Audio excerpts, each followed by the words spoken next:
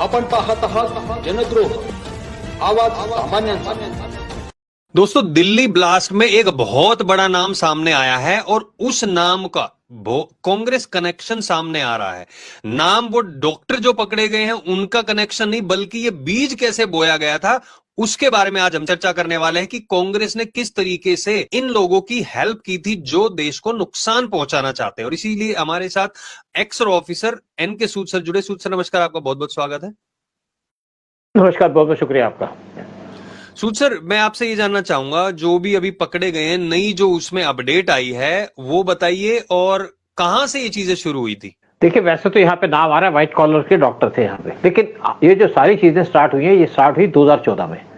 2014 में जब कांग्रेस को पता चला कि इनकी गवर्नमेंट जा रही है तो कांग्रेस ने बहुत से कारनामे करने शुरू कर दिए। जैसे यहाँ पे बहुत से लोग गए राहुल गांधी से मिलने, जिन्होंने बैंक से लोन ले रखे थे, विजय माल्या और बहुत से ऐसे हैं। राहुल गांधी के पास गए, अपने ब्रीफकेस लेके 20 के करीब यहाँ पे बड़े बड़े जो इंडस्ट्री थे वो पहुंचे उनके पास। उन्होंने इनको भेज दिया, आपके जो उस टाइम पे फाइनेंस मिनिस्टर थे चिदम्बरम, उनके पास चले गए। चिदम्बरम ने उस टाइम पे भेज दिया इनको, जो रिजर्व बैंक के गवर्नर थे उनका भेज दिया रघुराजन, और उनके जो लोन थे वो एक्सटेंड कर दिए, किसी को 200 करोड़, किसी को 400 करोड़, किसी को 600 करोड़। और ये चलता रहा। जब तक उनकी चीजें गवर्नमेंट के सामने आई तब तक वो देश से भाग गए और सारा इल्जाम लग गया बीजेपी के ऊपर। इसी तरीके से इन्होंने बहुत से और काम किए। वक्फ बोर्ड कर लीजिएगा, वक्फ बोर्ड को बहुत सी जमीनें बांट दी कांग्रेस ने। मतलब गवर्नमेंट आने से पहले वक्फ बोर्ड को इतनी जमीनें दे दी ताकि बीजेपी उसी में उलझी रहे।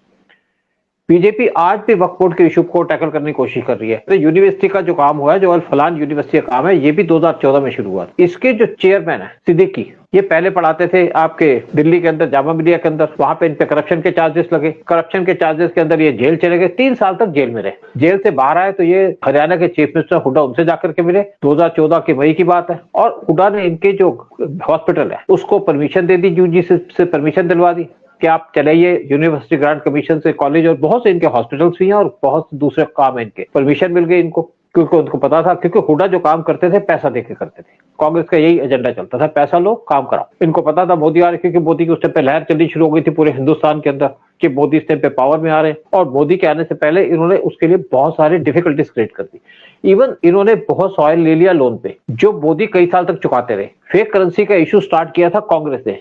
जब मनमोहन सिंह की गवर्नमेंट आई थी तो उस टाइम पे क्या था कि सोनिया गांधी ने एक इसका जो प्रिंटिंग का काम है, ये जो कोड का काम है, वो दे दिया एक इटालियन कंपनी को जो ब्रिटेन के अंदर थी। और इससे फेक करेंसी चलती रही, इससे पाकिस्तान की इकोनॉमी बढ़ती रही और हमारी इकोनॉमी डूबती रही।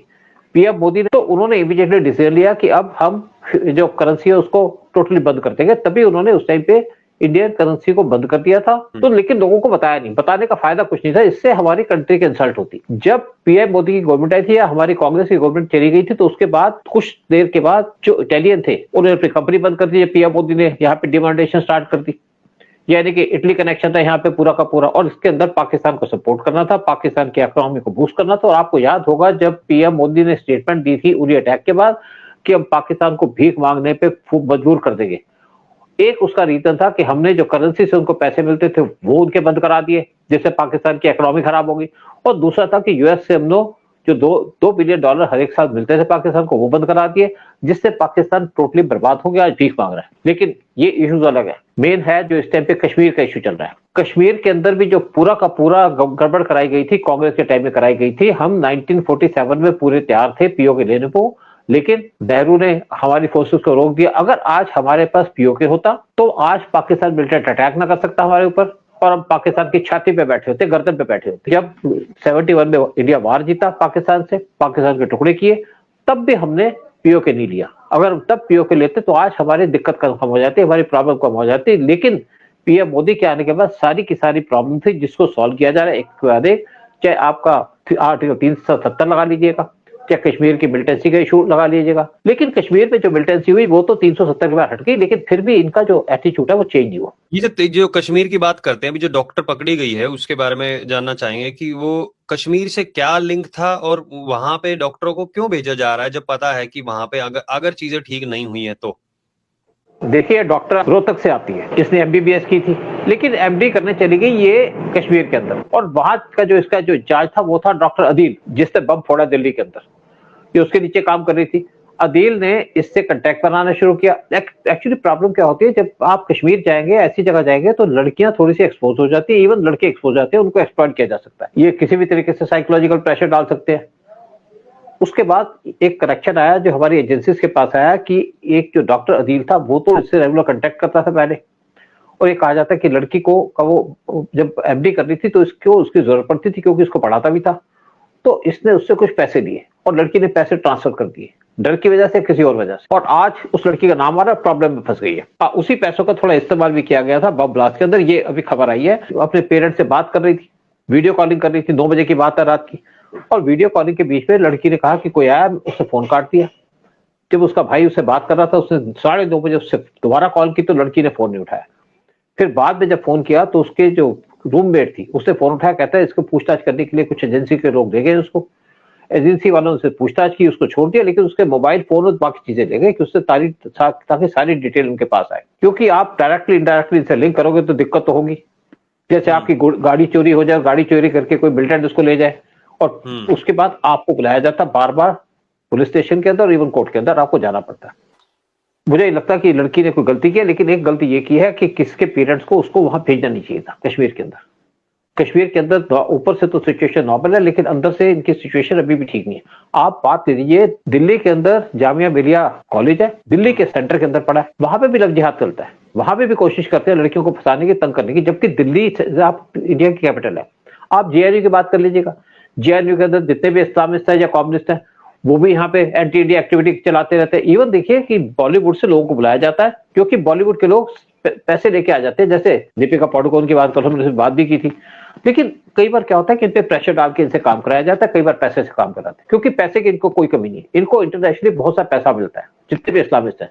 और आज जो डॉक्टरों का केस सामने है, इसके अंदर जो इनका चीफ था जिसके नाम पे हॉस्पिटल था, उस आदमी को भी पूछताछ के लिए ले जाया जा चुका है, क्योंकि सारी की सारी जो प्लानिंग की जा रही थी इस हॉस्पिटल के अंदर की जा रही थी। अल फलाह यूनिवर्सिटी जो हॉस्पिटल है, यूनिवर्सिटी है, उसके अंदर सारा का सारा घपला किया जा रहा था। इनके ऊपर केस फाइल किया गया फोर्जरी का, जब यूजीसी और एनएसी इन्होंने पाया कि यहाँ पे मेजर इरेगुलरिटीज की गई हैं, और उसके इनको उठा के ले गए, और साथ में यहाँ पे 25 रेड्स की गई है इस यूनिवर्सिटी के प्रेमिसेस के अंदर और इसके आसपास के एरिया के अंदर। और इनका एक ऑफिस है ओखला के अंदर दिल्ली में, जहाँ पे भी रेड की गई और पुलिस वहां पे पूरी कोशिश कर रही है चीजें निकालने की। दिल्ली के अंदर टेररिस्ट अटैक हुआ है, इसमें कुछ गलतियां भी है, जैसे कुछ लोग सो जाते हैं, कुछ आराम से काम किया। यूजीसी की बहुत भारी गलती की, यूजीसी ने इसके ऊपर पूरी वॉच नहीं की।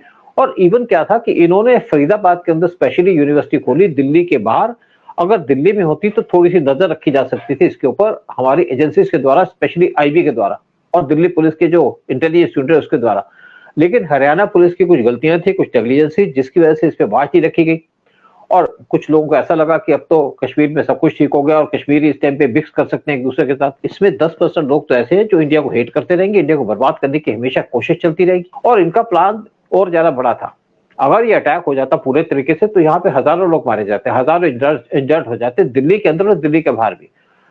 प्लान था 6 दिसंबर का, जिस दिन बाबरी मस्जिद को गिराया था और राम मंदिर बनाने की शुरू किया था, उसी दिन ये अटैक करना चाहते थे दिल्ली के अंदर और बहुत सी और जगह के अंदर। अटैक फेल हो गया। स्पेशली इसके ऊपर जो क्रेडिट जाता है वो जाता है एसपी कश्मीर, जिसने इनके आदमी को पहले पकड़ा। छोटी सी बात थी, पोस्टर लगाया था, पोस्टर लगाने पे जब उसको खबर मिली तो उसने आदमी को अरेस्ट कर दिया, उससे पूछताछ की तो उसने सारी डिटेल दे दी कि ये सारा का सारा जो काम किया जा रहा है वो किया जा रहा है फरीदाबाद से। और तब फरीदाबाद पे रेड की गई, वहां से पकड़ा गया। उसके बाद जब उसको पकड़ा गया तो और ज्यादा डिटेल निकलनी शुरू हो गई और बाद में पता चला कि इसके अंदर तो अल फलाह यूनिवर्सिटी इन्वॉल्व है। इवन जो गुजरात के अंदर वो है उसका भी इससे लिंक हो सकता है, क्योंकि उस आदमी एक डेंजरस पॉइजन बना रहा था, और उस पॉइजन का मतलब था कि उस पॉइजन को या तो पानी में मिलाना या प्रसाद में मिलाना या आपके जो फ्रूट्स या वेजिटेबल्स उसमें मिलाना, और जो भी आदमी उसको खाएगा वो मर जाएगा कुछ घंटे के बाद, उसका सारा सिस्टम फेल हो जाएगा। वो एक स्पेशल टाइप का प्रोटीन था जो प्रोटीन को डिस्ट्रॉय करता बॉडी के अंदर, यानी कि आपकी किडनी फेल हो जाएगी। लेकिन गुजरात पुलिस की जो एटीएस है उसने जिस तरीके से काम किया, जिस तरीके से उस आदमी को पकड़ के एक्सपोज किया, ये सारा का सारा जो सिस्टम था वो एक्सपोज हो गया। फरीदाबाद के अंदर 140 मॉस्क हैं जिनकी चेकिंग की जा रही है। 1700 वहां पे लोग रहते हैं मुस्लिम जो बाहर से आए या कश्मीर से आए, उन पे पूरी नजर रखी जा रही है। 40 फर्टिलाइजर सीड शॉप्स हैं जिनसे पूछताछ की जा रही है। 200 गेस्ट हाउसेज हैं और 500 डिस्ट्रिक्ट वाइज और जगह है जहाँ पे पूरे के पूरे तरीके से इंक्वायरी की जा रही है, पता लगाने की क्या आगे से तो ऐसा कुछ नहीं। लेकिन एक बात कहूंगा, जब भी कोई इंक्वायरी चलती है, कोई इंसिडेंट होती है, तो उसके बाद जो इंक्वायरी चलती है उसमें पूरे के पूरे गिरोह का पकड़ा जाता है, जिस तरीके से इस टाइम पे काम हो रहा है। और ये जो काम चल रहा था अंडरग्राउंड चल रहा था, और ये सारा का सारा जो काम का प्लानिंग चल रही थी 2014 से थी, लेकिन पिछले 2-3 साल से बहुत ज्यादा एक्टिव हो गए थे ये लोग, और इनके प्लान चल रही थी 6 दिसंबर को, ये वेट कर रहे थे पाकिस्तान से जो इनके लोग बैठे हैं उनकी। और ये सिर्फ पाकिस्तान इन्वॉल्व नहीं था, यहाँ पे इवन टर्की इन्वॉल्व है और यहाँ पे इवन बांग्लादेश के कनेक्शन निकल रहे हैं। और जितने भी लोगों ने अपनी एमबीबीएस किया है टर्की से या इवन बांग्लादेश से, उनको भी पूछताछ की जा रही है, उनसे पूछा जा रहा है कि आपके क्या कनेक्शन है। अब हमारी एजेंसीज को ये देखना पड़ेगा कि चाहे कोई हॉस्पिटल हो चाहे कोई और जगह हो, उनके ऊपर हमेशा उनकी वॉच होनी चाहिए। स्पेशली आईबी की ड्यूटी बनती है कि सब जगह वॉच रखे, जो लोकल सीआईडीज है उनकी भी ड्यूटी बनती है कि सब जगह वॉच रखी जाए और ताकि कोई ऐसी इंसिडेंट दोबारा ना हो। 2014 में कांग्रेस की कुछ गलतियों के कारण ये सब हुआ, जैसे कश्मीर में कांग्रेस की गलतियों के कारण वहां पे पहले जो 350 साल तक हमेशा हिंदू राजा हुआ करता था, वहां पे अब हिंदू जाने से भी डरते हैं।